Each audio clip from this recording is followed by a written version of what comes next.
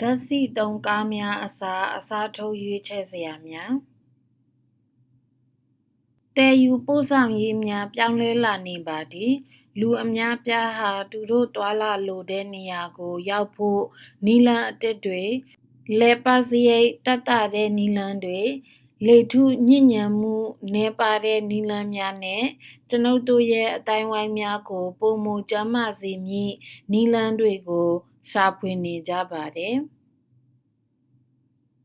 ဓာတ်ဆီအသုံးပြုကားများအစားအသုံးပြုနိုင်သောရွေးချယ်စရာများကိုလေ့လာကြည့်ပြီးတစ်ခုချင်းစီကိုသင်နေ့စဉ်ဘဝတွင်ဘယ်လိုအသုံးချနိုင်သည်ကိုကြည့်ရှုကြရအောင်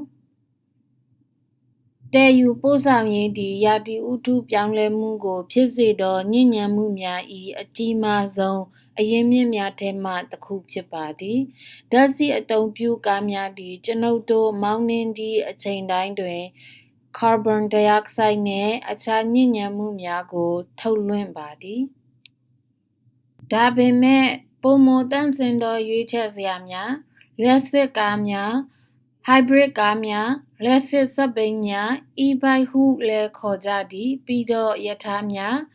ဘတ်စ်ကားတွေလိုအများပြည်သူသယ်ယူပို့ဆောင်ရေးစနစ်များသည်ပိုမိုသန့်စင်တဲ့စွမ်းအင်ကိုအသုံးပြုကြပြီးပတ်ဝန်းကျင်အတွက်အများအားဖြင့်ပိုမိုကောင်းမွန်ပါသည်တစ်နေ့ကိုပိုသန့်စင်တဲ့ခရီးစဉ်တစ်ခုရွေးချယ်ခြင်းကကျွန်ုပ်တို့စူးစိုက်တဲ့လေနဲ့ကျွန်ုပ်တို့မျှဝေတဲ့ရာသီဥတုအတွက်တကယ်ကိုကွာခြားမှုတစ်ခုဖြစ်စေနိုင်ပါသည်ယနေ့တွင်သင့်အတွက်အရင်ကထက်ပိုမိုများပြားသောသယ်ယူပို့ဆောင်ရေးရွေးချယ်စရာများရှိနေပါတယ်လျှပ်စစ်ကားများ EVs ဟုခေါ်သည့် Plug-in Hybrid ကားများ Hybrid ကားများလျှပ်စစ်စက်ဘီးများနှင့်ဘတ်စ်ကားများရထားများကဲ့သို့သောအများပြည်သူသယ်ယူပို့ဆောင်ရေးများရှိပါသည်ရွေးချယ်စရာတစ်မျိုးတည်းသည်လူတိုင်း၏လိုအပ်ချက်အားလုံးကိုမဖြည့်ဆည်းနိုင်ပါသို့သော၎င်းတို့အားလုံးပေါင်းစပ်လိုက်သောအခါတွင်လူတိုင်းအတွက်ပိုမိုသန့်စင်ပြီးပိုမိုစမတ်ကျသည့်စနစ်တစ်ခုကိုဖြစ်လာနိုင်ပါသည်လျှပ်စစ်ကားများ EVs သည်အပြည့်အဝလျှပ်စစ်ကားများဖြစ်ပါသည်၎င်းကားများတွင်အမီးပိုက် tailpipe မှထုတ်လွှင့်မှုမရှိဘဲချောမွေ့တိတ်ဆိတ်ပြီးထိရောက်မှုရှိပါသည် EVs များသည်တွာလာရန်အလွန်လူကြိုက်များသောနည်းလမ်းတစ်ခုဖြစ်လာနေပါသည်၎င်းတို့တွင်ဓာတ်ဆီတိုင်ကီများသို့မဟုတ်အိတ်ဇောပိုက်များမပါရှိပါ၎င်းတို့တွင်ရွှေ့လျားနေသောအစိတ်အပိုင်းနည်းပါးပြီးပြုပြင်မှုနည်းပါးပြီးအင်ဂျင်စီလဲလှယ်ရန်လည်းမလိုအပ်ပါကားအများစုသည်အားအပြည့်ဖြင့်မိုင်200မှ300ခန့်အထိတွားနိုင်ပြီးအားသွင်းနေရာများလည်းပိုမိုများပြားလာနေပါသည်သင်အိမ်မှာပဲအားသွင်းလို့ရတယ်တစ်ညလုံးလည်းအားသွင်းလို့ရတယ်မနက်တိုင်းဘက်ထရီအားအပြည့်ဖြင့်စတင်နိုင်ပါသည်တင့်ကားကိုလုံးဝလျှပ်စစ်ဖြင့်ပြောင်းရန်အဆင်သင့်မဖြစ်သေးပါကဟိုက်ဘရစ်ကားများနှင့် Plug-in Hybrid ကားများသည်ကောင်းမွန်သောလွှဲပြောင်းရန်နည်းလမ်းများဖြစ်ပါသည်ဟိုက်ဘရစ်ကားများသည်ဓာတ်ဆီနှင့်လျှပ်စစ်စနစ်ကိုပေါင်းစပ်သုံးပြီးဆီစွမ်းအင်ထိရောက်မှုကိုမြင့်တင်ပေးပါသည်သို့သောအားသွင်းရန်မလိုအပ်ပါ Plug-in Hybrid ကားများသည်ခရီးတိုများအတွက်လျှပ်စစ်ကိုအသုံးပြုပြီးခရီးစဉ်များအတွက်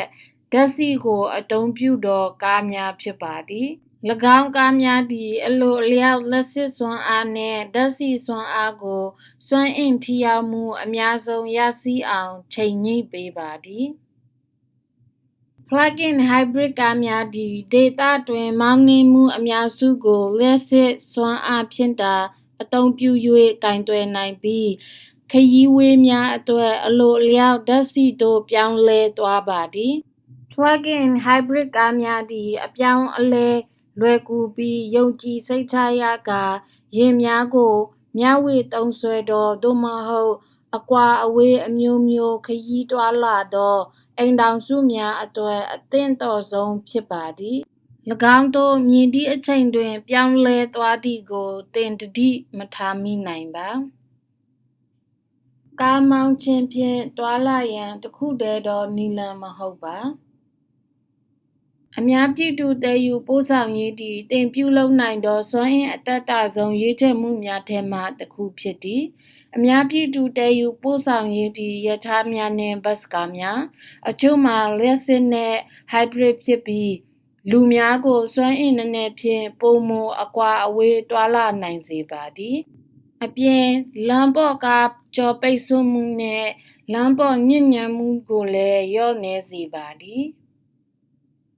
ဘတ်စ်ကားတစ်စီးချင်းစီးသည်ကားများစွာကိုလမ်းပေါ်မှဖယ်ရှားပေးနိုင်ပြီးယာဉ်ကြောပိတ်ဆို့မှုကိုလျော့ချပေးခြင်းညစ်ညမ်းမှုထုတ်လွှင့်မှုများကိုလျော့ချပေးခြင်းနှင့်ကျွန်ုပ်တို့၏လမ်းများပေါ်ရှိပွတ်တိုက်ပျက်စီးယိုယွမ်းမှုများကိုသက်သာစေခြင်းတို့ပြုလုပ်နိုင်ပါသည်ဘတ်စ်ကားသို့မဟုတ်ရထားဘေးအချိန်ရောက်မည်ကိုဖုန်း app များမှတဆင့်သိနိုင်သဖြင့်အများပြည်သူတည်ယူပို့ဆောင်ရေးသည်တွာလာရန်လွယ်ကူပြီးယုံကြည်စိတ်ချရကာဈေးသက်သာသောနည်းလမ်းတစ်ခုဖြစ်နိုင်ပါသည်e-bike များသို့မဟုတ် e-စက်ဘီးများသည်တင်စက်ဘီးစီးခြင်းအတွေ့အကြုံကိုအထောက်အကူပြုရန်လက်စစ်မော်တာကိုအသုံးပြုသည့်စက်ဘီးများဖြစ်ပါသည်၎င်းတို့သည်ခရီးတိုများသို့မဟုတ်အပြင်ဘက်လှုပ်ရှားမှုများအတွက်အလွန်ကောင်းမွန်သင့်တော်ပြီး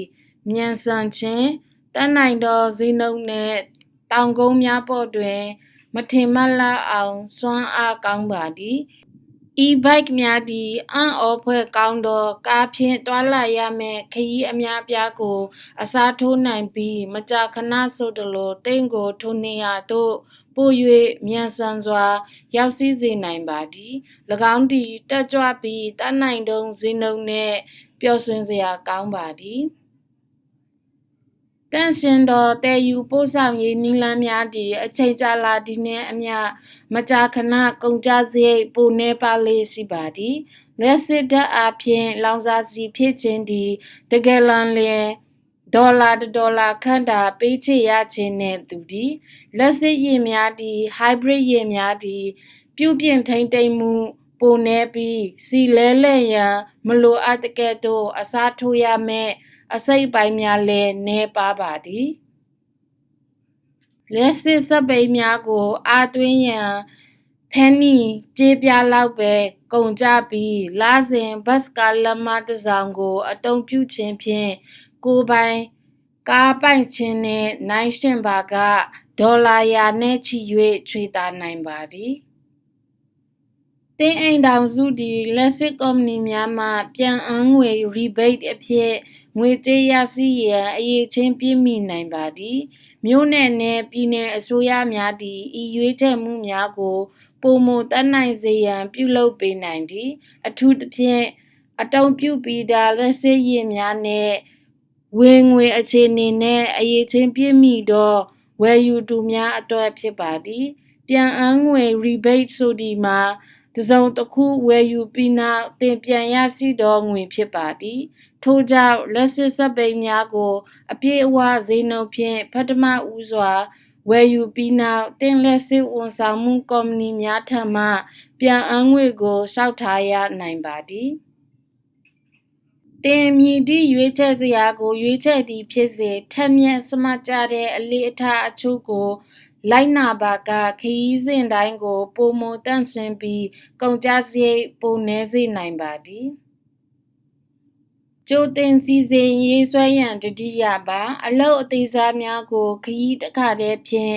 ပတ်လည်တစ်ကြိမ်အဖြစ်ပေါင်းစည်းလှုပ်ဆောင်ပါကအချိန်နဲ့စွမ်းအင်ကိုချွေတာနိုင်ပါသည်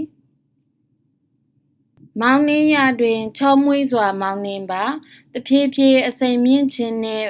brake နှိပ်ခြင်းတို့သည်သင့်လက်စစ်ကား၏တွားနိုင်သည့်မိုင်အကွာအဝေးကိုတိုးစေပြီး hybrid ကားများတွင်လည်းလောင်စာဆီစားနှုန်းကိုချွေတာနိုင်ပါသည်တင်ညဘက်ပလတ်ထိုးရင်လက်စစ်ဓာတ်အားခတွေကညဘက်မှာပိုတက်တာလေးရှိတာကြောင့်ကုန်ကျစရိတ်ပိုတက်တာပါလိမ့်မယ်စက်ဘီးစီးခြင်းနဲ့ ဘတ်စ်ကားအသုံးပြုခြင်းကိုပိုမိုစ조사လှုပ်ဆောင်ကြည့်ပါတပတ်လျင်ကားမသုံးတဲ့တရက်ခါတောင်အမှန်တကယ်ချွေတာငွေစုမှုများနဲ့လေထုညဉ့်ညံထုတ်လွှင့်ငွေများကိုရော့နယ်မှုများကိုဖြစ်စေပြီးတင့်ကိုယ်ပိုင်ကား၏ပျက်စီးယွံ့ယွမ်းမှုတွေကိုလည်းရော့ချပေးနိုင်ပါသည်သင်ပစ္စည်းများကိုဂရုစိုက်ရန်တတိယပါသင်ဤတာယာဖိအားကိုစစ်ဆေးခြင်းဘက်ထရီများကိုထိမ့်သိမ်းခြင်းနှင့်ဆောင်းရာသီတွင် e-bike များကိုအိမ်တွင်းသို့သိမ်းဆည်းထားခြင်းတို့ကိုလုပ်ပါ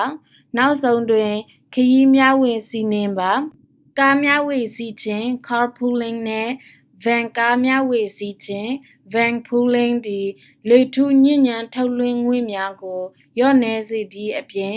အိမ်အနီးနားချင်းနှင့်အလုပ်သမားများကိုချိတ်ဆက်ပေးပါသည်